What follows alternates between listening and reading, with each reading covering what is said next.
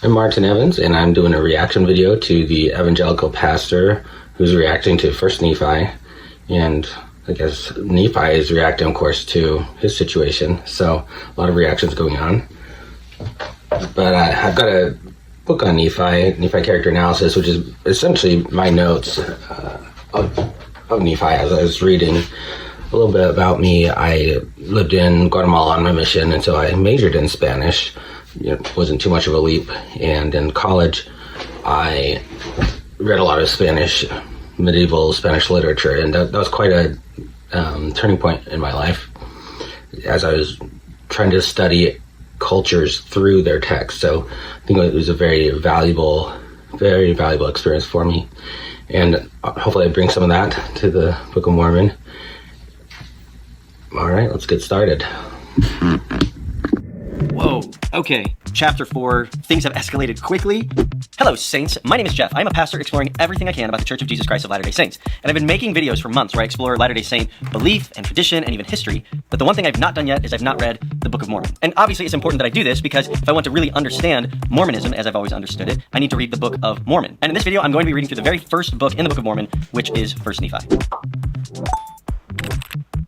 And I think it's important for me to reaffirm that, yes, I am in a quest for truth, and that as I do this, I'm actually praying that the Lord would guide me in the truth, so I would be able to discern and see clearly and hear Him clearly, which is something that I do anytime I even sit down and read the Bible. I'm always in a pursuit of truth. So my main objective in these videos is to go through a section of the Book of Mormon, to read, to recap, and react. So let's dive into First Nephi.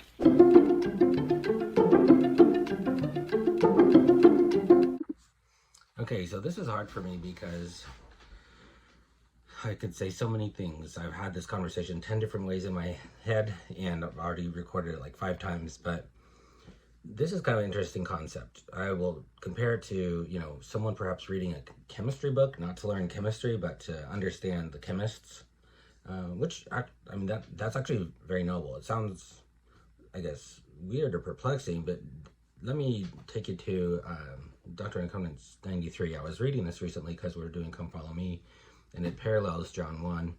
And in John 1, we read that in the beginning, the Word was with God. And so in Doctrine and Covenants 93, it kind of adds, in the beginning, man was with God. And it talks about how Christ grew grace for grace and received a fullness.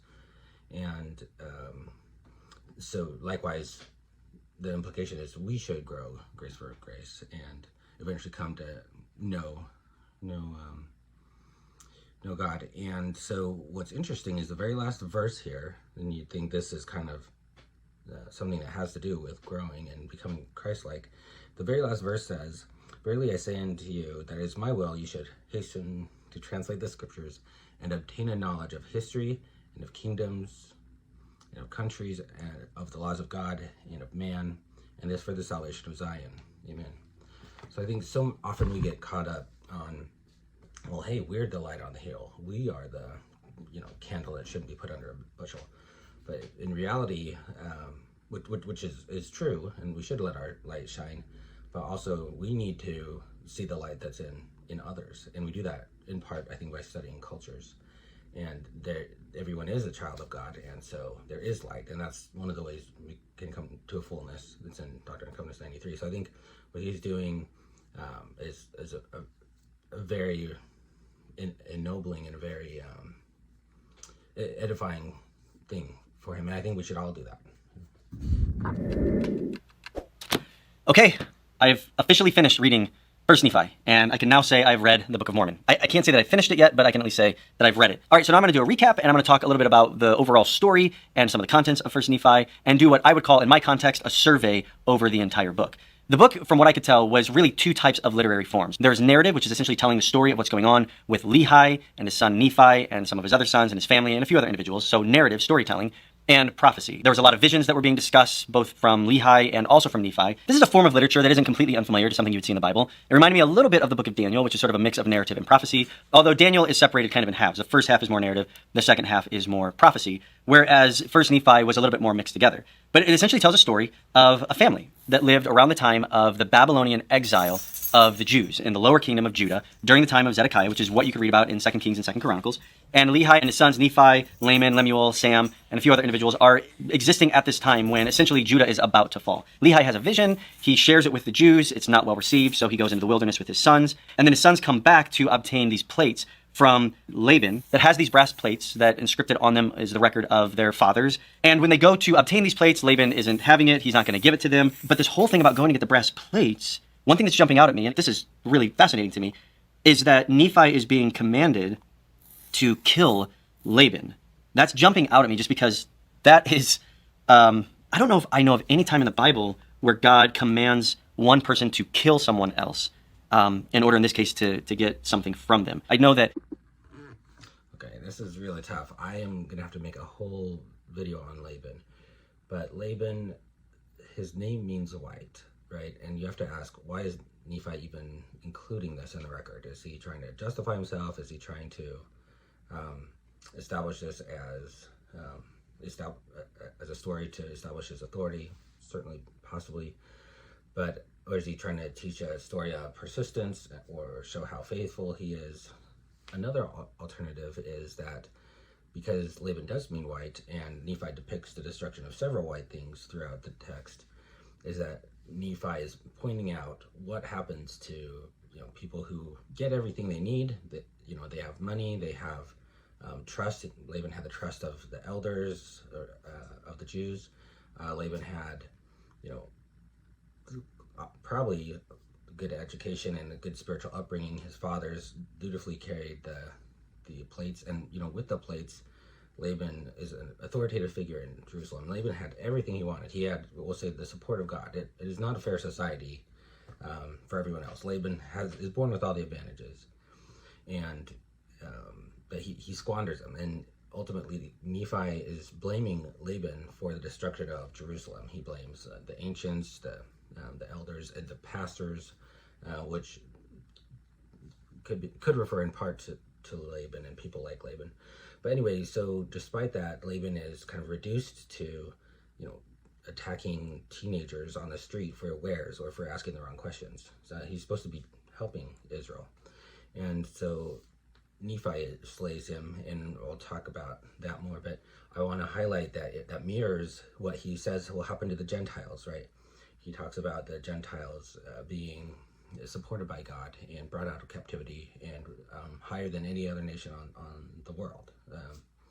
And then the Gentiles fall, right? And it's very clear that Nephi talks about the complete destruction of the Gentiles, because later on he has to back it up. He says, well, they're not utterly destroyed. Some will be righteous. So that is a big topic. And then also Nephi talks about the destruction of his own people, and he points out once again that they're white, sort of like Laban, before they were destroyed. So the destruction of these three white things and him hooking up. So I read a paper, it's in this book, that white signified military power, among other things, back then. So it would be in a stark contrast to say, this people supported by God who thrived militarily was then destroyed, right? That would catch people's attention. And I think that's why he's including the story of Laban. And then obviously there's a lot more to discuss there, but hopefully that's something that's not lost on us. There were invasion forces that would go in, and I know these are the things talked about in the Old Testament that can be really difficult for us, and that is, the command to kill is part of an invasion agenda. And then people being stoned when they didn't follow certain aspects of the law. In fact, I was just reading a couple weeks ago in Numbers where an individual was stoned for not keeping the Sabbath. I think he was picking up sticks on the Sabbath. But that was in accordance to the law. So this just jumped out at me. And all the as it came to passes. That's jumping out at me too. There are a lot of and it came to pass. But we'll talk about that more later. But moving on from there, the sons meet up with their mother, Sariah and Lehi. And as they are now in the wilderness, there's a family dynamic that sort of emerges here. And it really kind of reminded me of what I see in Genesis with Jacob and Joseph and his brothers. Lehi looks a lot like Jacob as sort of the patriarch of the family. Nephi looks a lot like Joseph, this favored son, or the son who is actually closer to the father. And then you have Sam, who reminded me of Benjamin in the book of Genesis, sort of the brother that is even closest to Joseph and also has some more favor and is becomes less contentious. Okay, so last try. Basically, that's very interesting because the whole Book of Mormon comes from this Elohist perspective. And the Elohist perspective is sort of comes from the document hypothesis that multiple voices contributed to the Bible, and there's multiple cultures contributing to the Bible, especially the Old Testament. And the Northern Israelites tended to refer to God as Elohim, and so that's why it's Elohist. But Northern Israelites, as you can imagine, sort of downplay the Davidic covenant, downplay that David's the king, because of course they separated from Israel or from Jerusalem, and then maybe they overemphasize the patriarchs, and there's other aspects of culture that are different. I won't get into it too much, but the conversation of Jacob versus Shem can be seen as an Elohist versus a Deuteronomist discussion very precisely. But I bring this up because some of the things Nephi says, and we want to know his starting perspective. A lot of things he says, like overemphasizing or emphasizing Abraham, Isaac, and Jacob. He's saying, is he saying it because of his culture or because of what's been revealed to him? And of course, you can't separate the two because we are products of both. And so it just really helps us appreciate Nephi's perspective, and it's really fitting that that you picked up on this, that he identifies with Joseph. That's how he's going to frame the narrative of his life.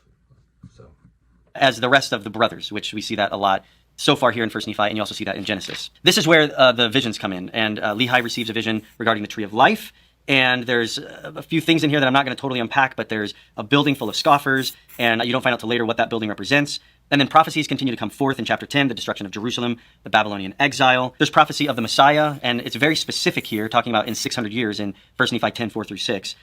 There's prophecy about John the Baptist. There's prophecy about the death, the resurrection, and the Holy Spirit. And there are details here in chapter 10 of 1 Nephi that are incredibly specific.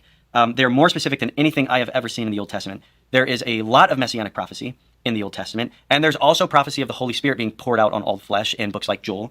But there are details about the timing.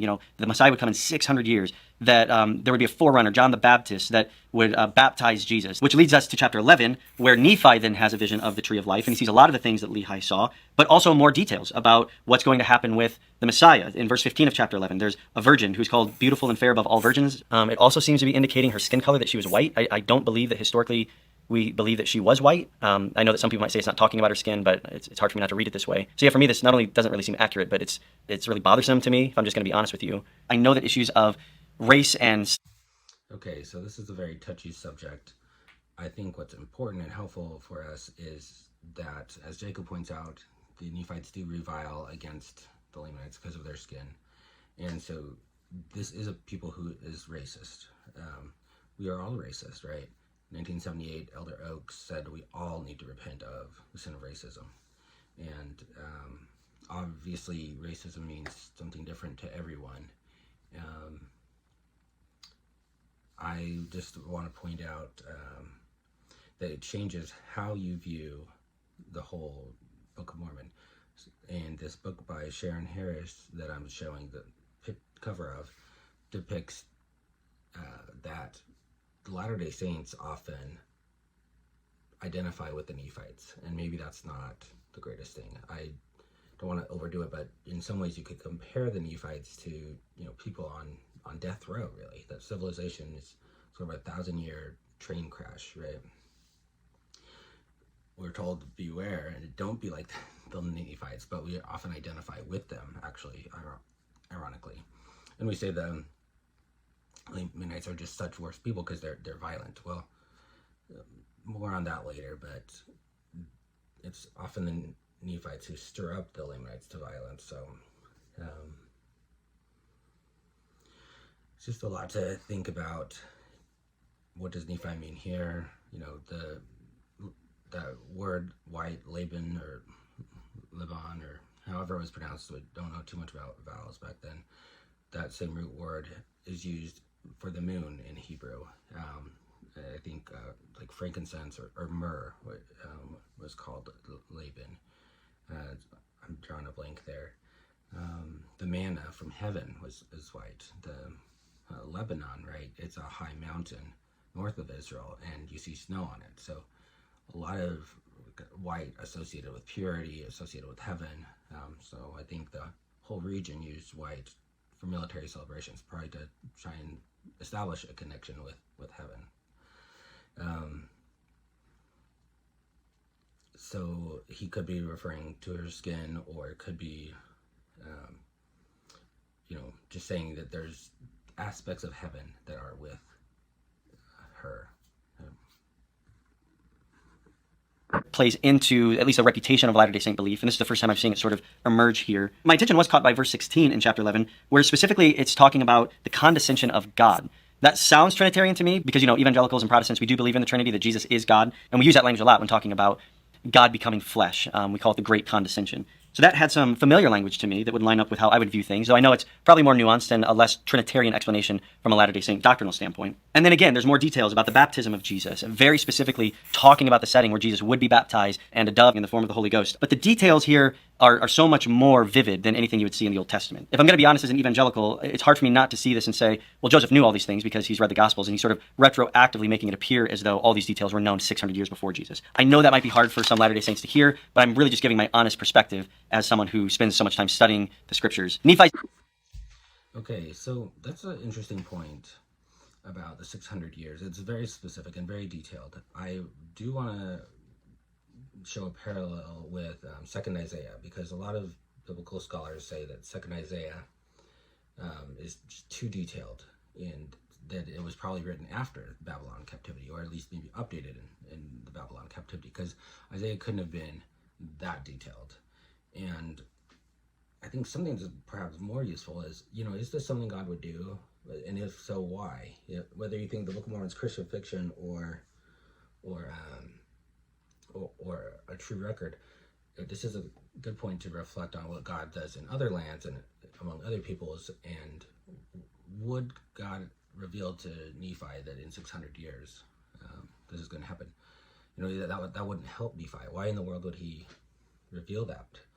And so it gives us a chance to think about what God would do. And similar with Isaiah, it doesn't really help Isaiah to know that Babylon's going to destroy Jerusalem in 100 years. Like, he'll be dead by then. So we got to understand what God is doing here. And I really do recommend this book, The Vision of All. It helped me realize some of this. But in Isaiah 48, it talks about how Israel's gone astray. They make covenants, but then they don't live up to them. What's God going to do? Obviously he can destroy them, but does he have other tools in his tool belt? And he has at least two other strategies. And the one, which we read in Isaiah 48, is he's going to declare things, to declare former things, and then they're going to happen. And then because they're declared, you can't say, oh, mine idol hath done this, right? So there's going to be some prophecies that are going to happen, sort of as signs, we'll say. And then because that shouldn't be obsolete, there's also going to be new things going on. And that's also, we don't deal treacherously with them. So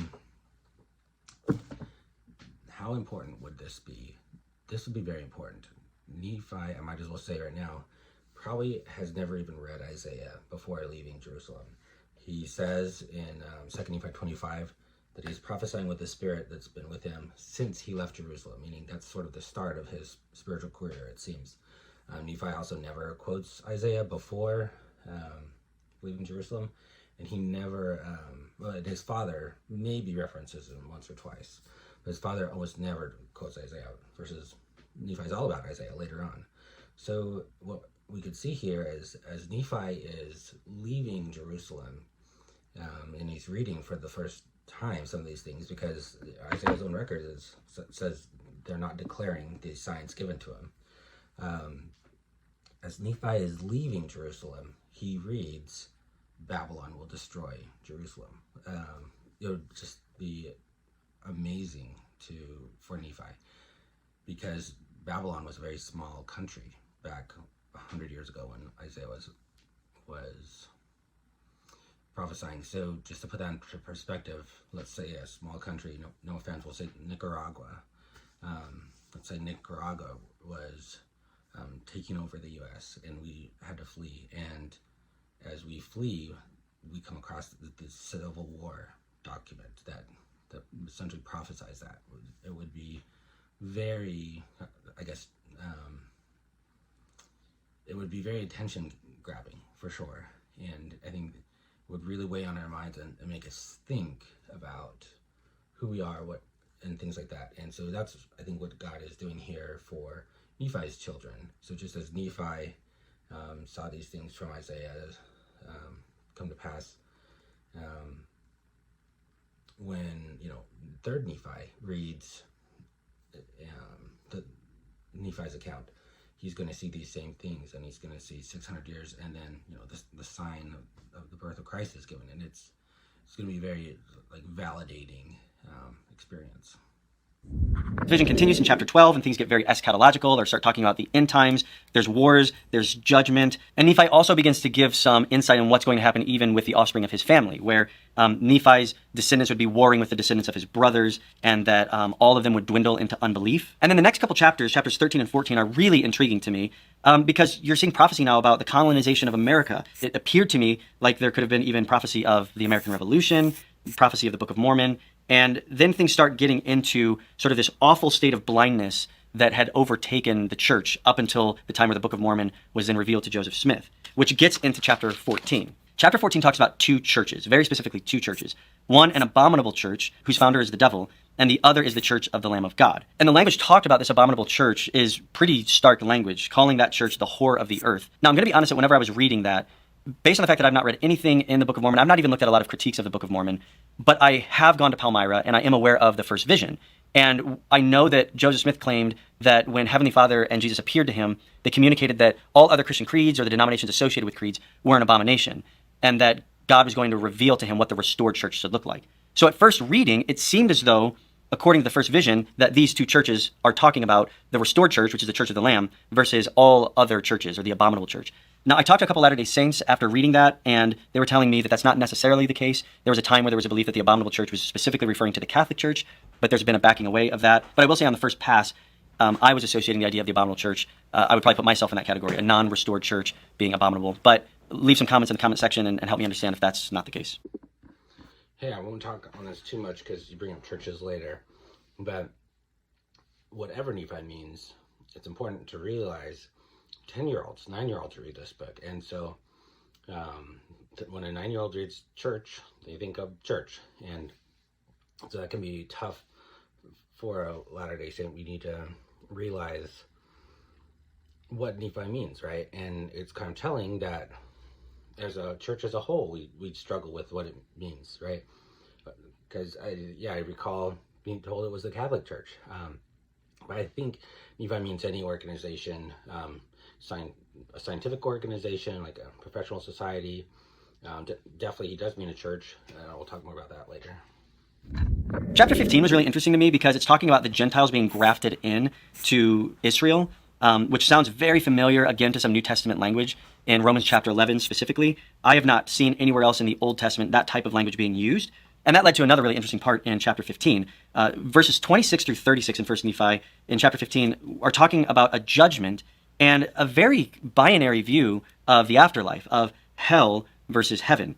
I actually was resonating with some of what was being communicated here, that there's a filthiness that can't dwell in heaven. So those that are unrighteous would not be able to enter into heaven, but would be sent to hell. And that's, in my context, tied to the holiness of God, that God in his holy presence cannot dwell with unholiness, which is why mainstream Christians do have this binary view, that anyone who's not been made holy by the blood of Christ would be the owners of their sin, and as a result, they could not dwell in God's presence, so that they would spend eternity in hell. So this didn't really sound like the idea of the 3 levels of heaven that I know the Latter-day Saint Church teaches, which I'm pretty sure is talked about in Doctrines and Covenants. It seemed more like a heaven and hell idea. So I found that section pretty interesting. Chapter 16 move away from prophetic visions and get back to the narratives, talking about Lehi and his sons in the wilderness and how they were led by a ball to go to specific areas. And after... Okay, so I want to talk about what I think this ball means. And first off, it is a witness of God. So in that culture and in ancient Mesopotamia in general, there was a tradition that objects could be witnesses. We always talk about you need 2 or 3 witnesses. Well, those don't have to be people. Those could be things like an oath or like a document or even an object. So if we think about Joseph and Potiphar's wife, when Potiphar's wife is holding the garment, that's one, she's a witness, and then two, that's a second witness. So that's devastating. I think when Jacob is friends with Laban, correct me if I'm wrong, they make a monument, which is an object that witnesses the peace between them. So it's not that foreign of a thing. But this brings me to the Ten Commandments. They're not just writing on stone. The object itself is a witness of God's existence, but also the covenant with God. Of course, I know everyone knows this, but I'm not trying to be condescending. So when Laman and Lemuel see the sword of Laban, and they also see the ball, the Liahona, that's a witness that God is with you. God is directing you. This is the path you should follow. And I think that's the meaning it had to them. We'll talk more about that later. After 8 years in chapter 17, while they're in the wilderness, commanded to build a ship. And this starts to set the stage, from what I understand, would be crossing the ocean and going to a sort of new promised land, which we would understand as the American continents. There's an interesting description or parallel that's made in chapter 17 that I'm not going to spend too much time on, but I did find it enlightening, where Nephi is sort of talking about those who have the promises of God are generally led into new lands, as opposed to those who want to stay in an old land and live in rebellion, and as a result, they're destroyed. I think that that's something that we see pretty consistent in the Old Testament. I thought that was an interesting parallel that's tied to this call for Lehi, Nephi, and the brothers to head in this direction where they would cross an ocean into a new promised land. I want to focus a little bit on chapter 18 because there were a bunch of things that caught my attention, and it will help me sort of demonstrate how I am conditioned to read the Bible, and those muscles were sort of being activated as I was reading chapter 18 of 1 Nephi. So there's two ways in which I handle the Bible that's super important. The first is to understand that it is God's revelation to mankind so we can know what he is like and what he desires, so that we can be in restored relationship with him and know what it means to not just obey him, but to receive his invitation of reconciled relationship. So someone doesn't have to have a college degree or a seminary degree in order to understand that invitation. So whenever I go to the Bible, though I have gone to seminary and there are some ways that I will approach it in an academic sense, even to like preach sermons and do study like that, I also set specific time aside where I'm wanting to just understand on a spiritual level what God has for me, just as a spiritual being, just as an image bearer whom he is pursuing to bring back into relationship with him. I think that is very beautifully said. That I thank you for that perspective. That is a good perspective of our relationship with God and what he's trying to do with us. So thank you for sharing that. So I don't want you to think that my approach to the Bible is always one that is purely academic or purely critical. That leads to the second way that I handle the scriptures, and that is in a critical sense. And when I say critical, I don't mean negative. I mean I handle it critically from an analytical standpoint. It's a willingness to ask questions so that I can better understand the text and understand the context and understand the audience and the message. That's really key whenever I'm communicating God's word or preaching a sermon. So you might even hear in biblical study settings a concept called hermeneutics, and this is ways of making sure that we are properly interpreting a passage and coming at it from a balanced analytical approach. I'm not going to get into this a ton, but there's a few critical approaches that we can take. Historical criticism, which is analyzing the text based on extra-biblical historical information, whether it's records or archaeology. Form criticism, which gets into the type of writing and literary patterns. Source criticism, which gets into the process by which the original documents were compiled. Textual criticism, which gets into manuscript evidences and copies. Socio-rhetorical criticism, which gets into sort of how the original author was using specific approaches to communicate to their original audience. So these are different ways that I will approach the Bible to sort of understand any given passage. And some of those impulses were Okay, I just want to bring up here, I guess, an endorsement of how important these skills are for the meaning of the Book of Mormon. Because without these skills, we can't actually read or understand an ancient document. And that should not be taken for granted, because a lot of, I think, Latter-day Saints don't get those skills. We're just focused more on perhaps our theology or building a relationship with God, which is important. So, two quotes real quick. One critic pointed out, the Book of Mormon has not been universally considered by its critics as one of those books that must be read in order to have an opinion of it. So it's kind of criticizing its critics often haven't read the Book of Mormon, which that's fine. But this author, Grant Hardy, I'll put up his book, he goes on to say that kind of Latter-day Saints often don't read the book either. It says, while historians have searched the Book of Mormon for clues about 19th century America or Joseph Smith, Mormon writers have generally focused on evidence for the book's historical claims or correlations with current LDS theology. This is from the Understanding the Book of Mormon, a reader's guide, I guess. And he proposes to focus on the characters, focus on the writers and what their message is. And that's a way to study the Book of Mormon. But I think we all need those skills. And when I read that even Latter-day Saints don't read the Book of Mormon, because the Book of Mormon is a wonderful book, but it has yet to be read. I've read that. I think that's what they're referring to, is we don't treat it like it's a real historical document. Even Latter-day Saints, we don't treat it like we would treat any other document from 600 BC. In chapter 18, where Nephi is building the ship and they depart and they encounter a storm. In this whole process, there are a few details that jumped out to me that I am compelled to study a little bit further. So one of them is this. In verse 21 of chapter 18, there's a reference to a compass. From what I understand, compasses didn't come about until much, much, much later. So I would be doing a little bit of a historical analysis of what might have been used as compasses back then. Is there another instrument that might have been used that in the original language might have been referring to a different instrument that Joseph was just translating into compass? I also noticed in verse 24 the idea of seeds. Is there botanical evidence in North America of Middle Eastern vegetation that might line up with the type of seeds that they brought with them? I have heard people make reference to the animals that in verse 25 were observed when they arrived in the Promised Land. Were those animals in existence in the Promised Land at that time in 500 to 600 BC?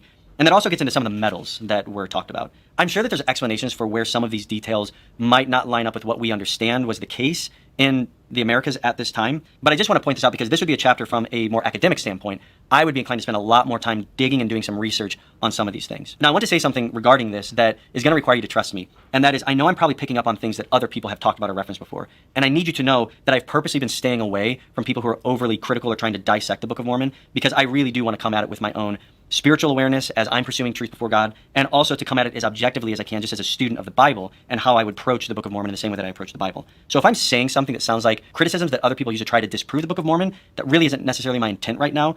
I'm just demonstrating for you a process that I take when I study the Bible, and how that's activating some of the ways that I'm wanting to engage the text here in the Book of Mormon. Okay, so I want to go off on a tangent here in case you do go on deeper videos. I don't think evidences are helpful, like they're not faith building. They could be for some people though, maybe that's just me. There are plenty of coincidences, like, oh, and now they've found horse, I guess, remains in Mexico and California. But now I'm not suddenly, I guess, in favor of the Book of Mormon. But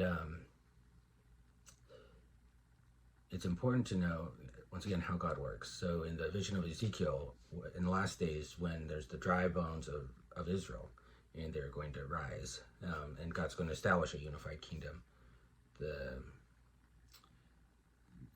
It's after they rise that they know that it's God's word. So it's almost as if while the preaching is happening, they don't know, perhaps. And that kind of mirrors what Christ said, is by their fruits you'll know them. So I don't think we're going to know whether the Book of Mormon is true initially, and that's on purpose. There's signs for and against it, and that is to preserve agency. And yes, there's definitely signs for it, and against it, I would say. But let me just point out kind of this bigger concept of agency as Latter-day Saints view it, or as I think Latter-day Saints view it. But you can imagine if you're in a kitchen with your parents and there's cookies there.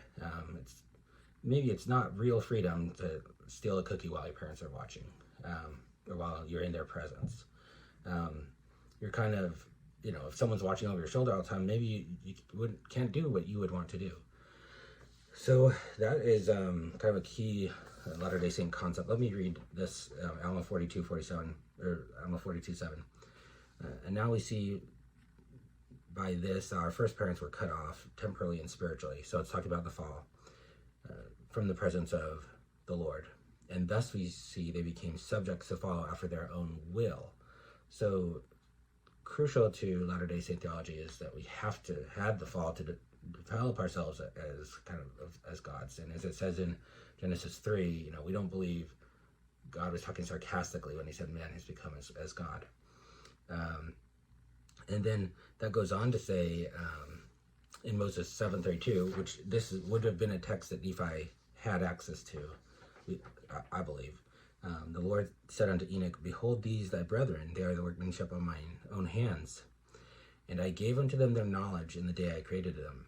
And in the Garden of Eden gave I unto man his agency.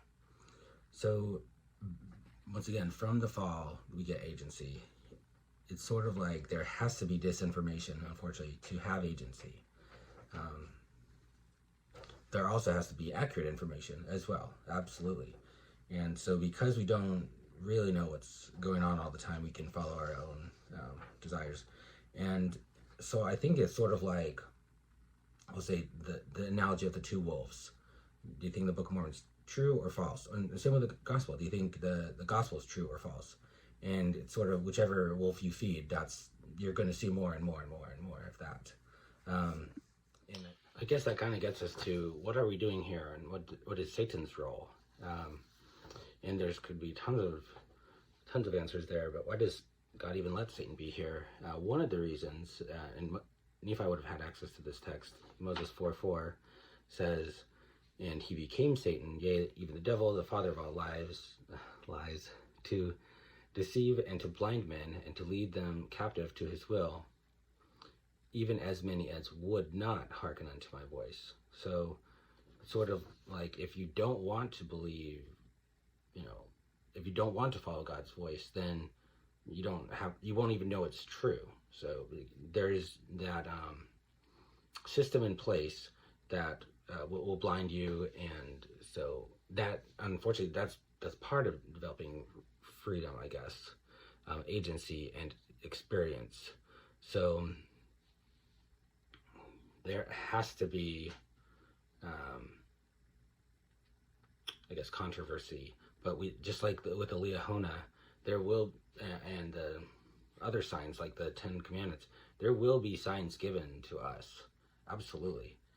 But then every time we get a sign, there's going to be probably an opposing reason to discredit that sign. So I could think of examples, but I think it makes sense. Okay, so I don't want to go off on too much of a tangent, but I have to ask myself, what would I do if God, I'll say, wasn't real, if I believed he wasn't real? Because we live in a world where there is misinformation and we don't see clearly. I also seek for truth, because that's going to help us be happier and live better, help others more. But, I was reading about perhaps for Christ to truly understand atheists, for example, he had to be in a position where he genuinely didn't believe that God lived. But even in that scenario, he made it back to the Father.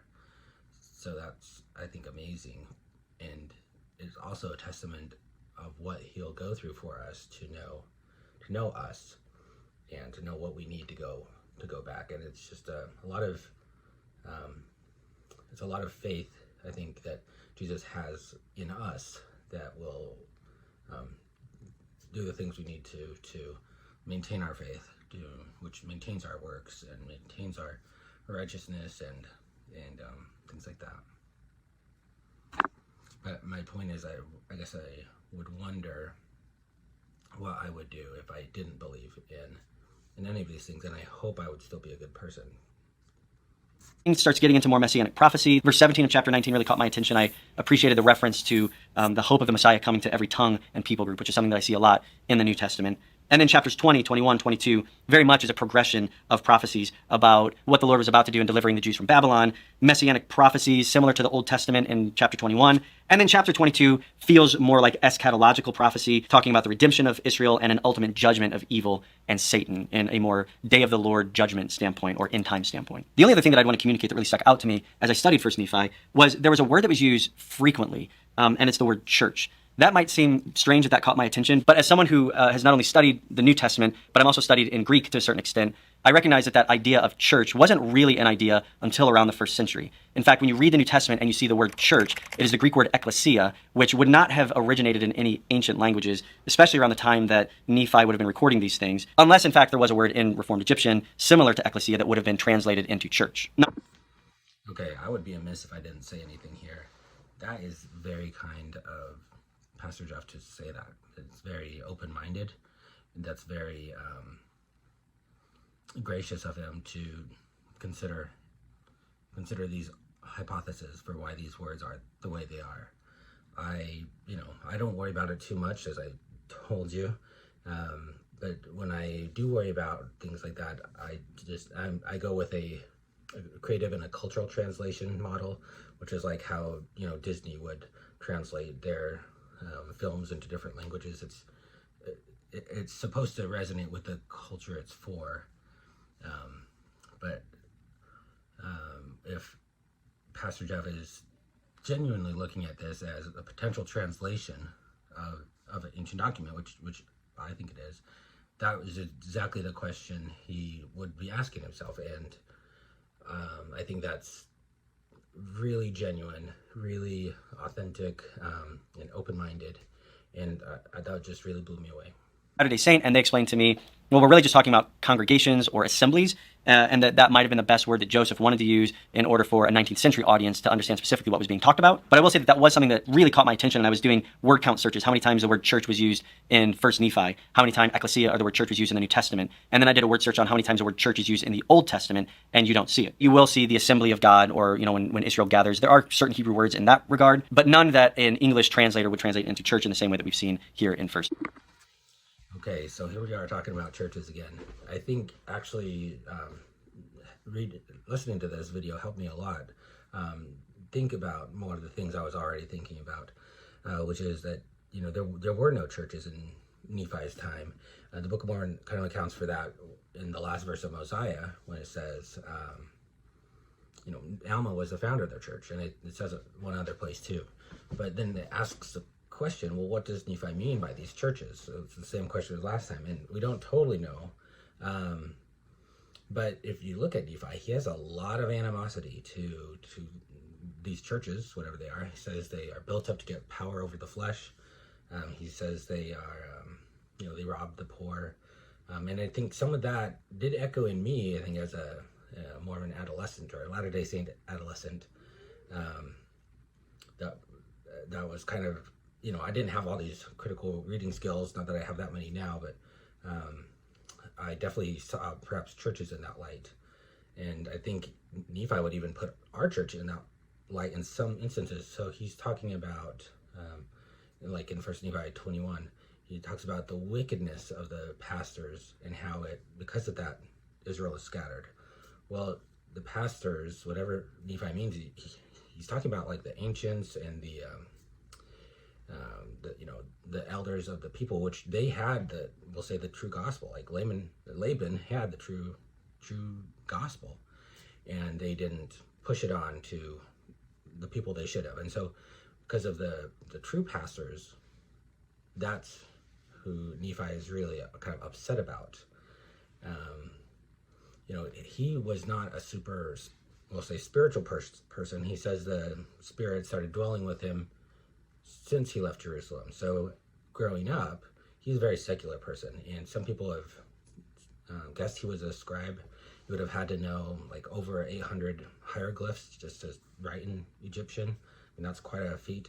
And if you go on the interpreter site, they try to talk about what a scribal school would have been like in Israel, and some have suggested that there's a metalworking involved. That certainly makes sense. Nephi's always giving credit to God when he teaches him stuff, how to build a ship, and where to get ore, where to hunt. But Nephi never says, he taught me to do all this metalworking, which is a big deal to Nephi.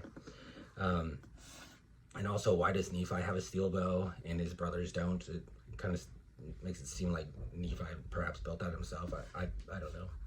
But the point is, Nephi is a secular person. He is happy. He doesn't even want to leave Jerusalem. He's happy being he is. And now he has to leave.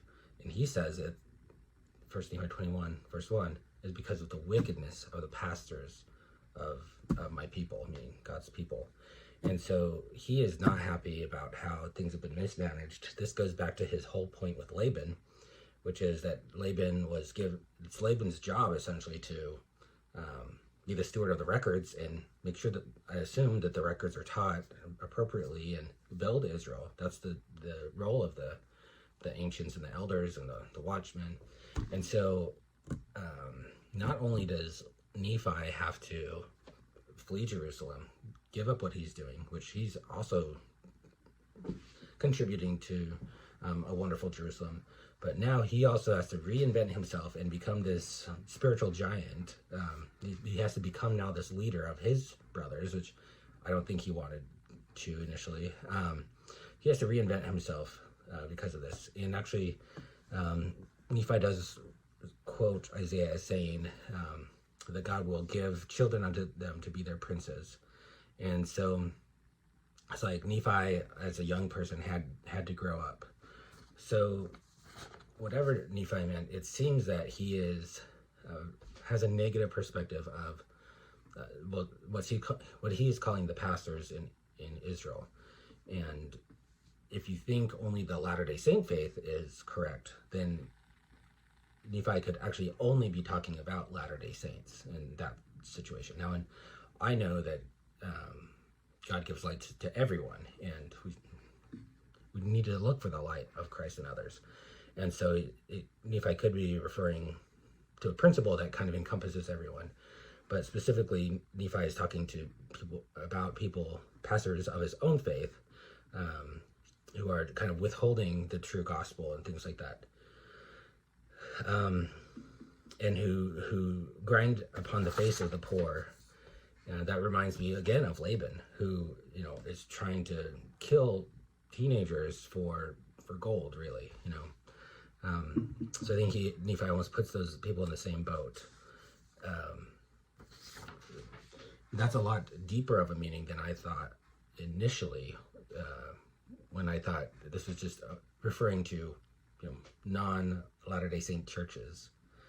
Like I said, if you think the Latter-day Saint faith is the true church, Nephi almost could only be talking about the Latter-day Saint faith as far as evil pastors. I could flesh that out more. I think I'm not doing that justice. But So I know that that's a lot. This was really my first attempt to really provide a survey, a recap, and even a reaction to some of the stuff that I've read. I think my bottom line reaction would be this. It's not boring. I will tell you that. I've had a lot of people say, yeah, have fun reading the Book of Mormon. It's super boring. I thought First Nephi was incredibly captivating, and I'm sure that there are certain books in the Book of Mormon that might be a little bit more boring, because there are books in the Bible that are a little bit more boring, Leviticus.